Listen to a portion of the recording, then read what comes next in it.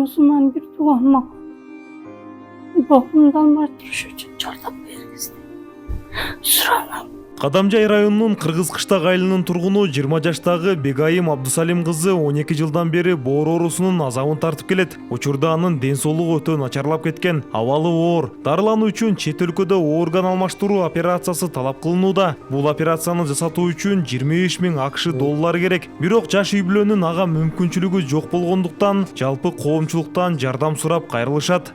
Колуңуздардан келишинче, мүмкүнчүлүгүңүздөр жетишинче бизге жардам кылып кетиңиздер. Ушул келинчегим жакшы болуп кетсин. Биз эл катары бала чакалуу болуп, жакшына үй бүлөдөн болуп жашайлык. Сиздердин жардамыңыздарга азыр биз чындап муктаж болуп турабыз.